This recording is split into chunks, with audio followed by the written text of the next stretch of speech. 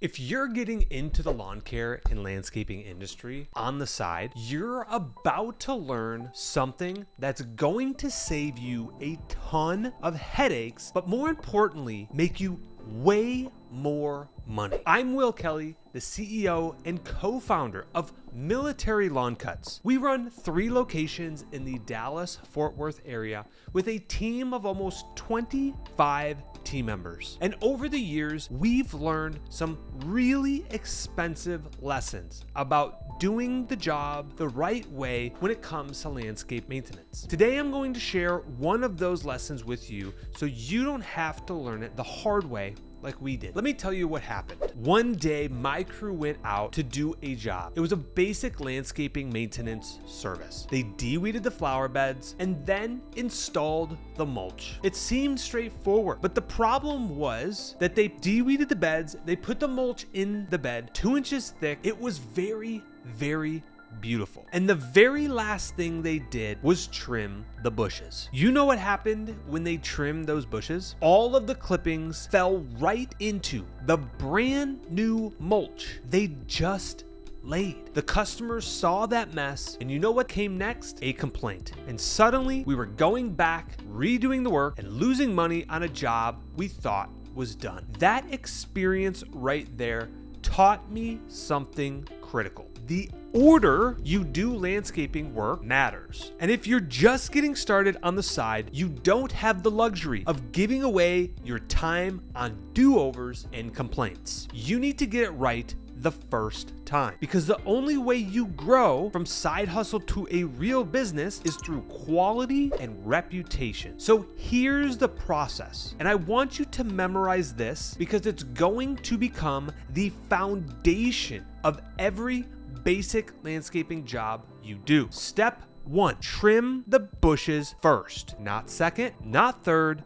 first. Shape matters here. If the customers have square bushes, make them square. If they have round bushes, make them round. The shape is the customer's expectation. Now, here's where most people mess up. If those bushes are overgrown, you can't just whack them once and call it done. You need to trim them twice. Think about it like mowing an overgrown lawn. You go out there, the yard's a foot tall, and you cut it down to 3 inches. It doesn't look good yet. You've got all kinds of uneven spots and stragglers sticking up. So you do what most people do, you mow it again. Bushes are the same way. When you cut an overgrown bush down the first time, you expose the interior branches. Now stick your hand in that bush, grab the trunk or a big branch, and rigorously shake it. Shake it hard. That's going to expose the loose end straggler branches that need to come off. Then you go through with your finishing touches. Now the bush looks pristine. Step 2 is de-weeding the flower beds. And here's the thing most people get wrong. They pull the weeds that are on the top, the leaves come off, the grass snaps, you feel like you did something, but the root system is still in the ground. And guess what happens a week later? The weed or grass jumps right back up, and now you get a complaint from the customer because it looks like you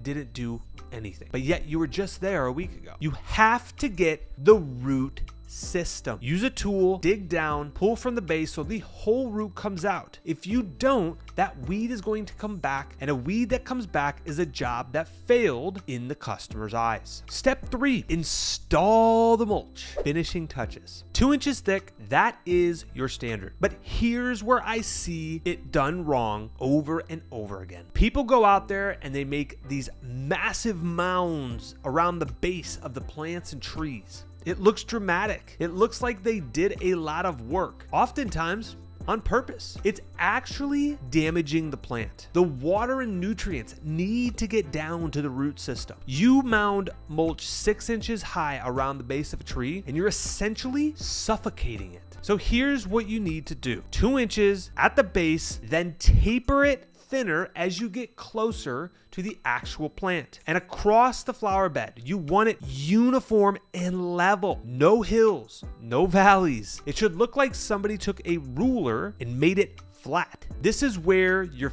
finishing touches come in. Take a metal rake, flip it upside down, and smooth out your hills or inconsistencies inside of the mulch. This is the detailed work. This is what separates someone from doing an okay job from someone who really wants to build a great reputation. A customer sees that level of uniform mulch and they think this person is professional. Next, if any mulch spilled into the grass, pick it up. Do not leave it there. We get calls about this all the time. It doesn't take long. It takes discipline and attention to detail. Then blow off any mulch that got on the sidewalk or the edging border. Use the blower, make it pristine. Pristine is the word here. Pristine builds reputation. Reputation builds referrals. Referrals build your business. Now here's the part that most side hustlers skip, and it costs them a lot. When you finish the job, ring the doorbell. Get the customer out of the house. Do a walkthrough with them while you're there. Show them what you did. Get their approval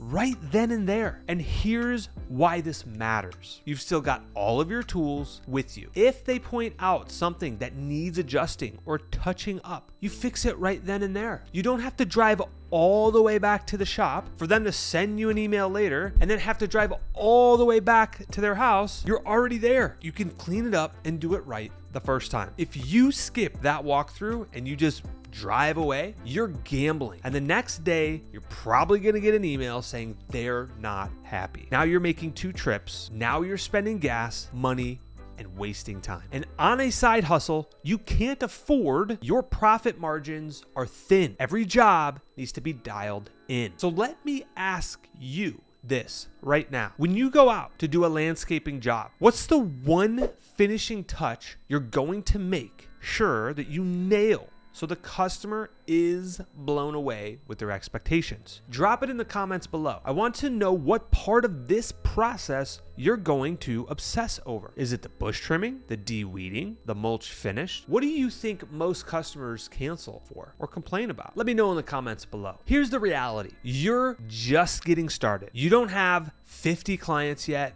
or 100 clients yet. You've got maybe 5 or 10, or you're considering doing this on the side, which means every single job is a referendum on your business. Every job is either building your reputation or damaging it. There's no middle ground when you're small. So if you want to grow from a side hustle into a real profitable operation, you've got to master the fundamentals. You've got to do the basics better than anyone else. That, my friends, is how you grow a lawn and landscaping business. Thank you guys so much for watching.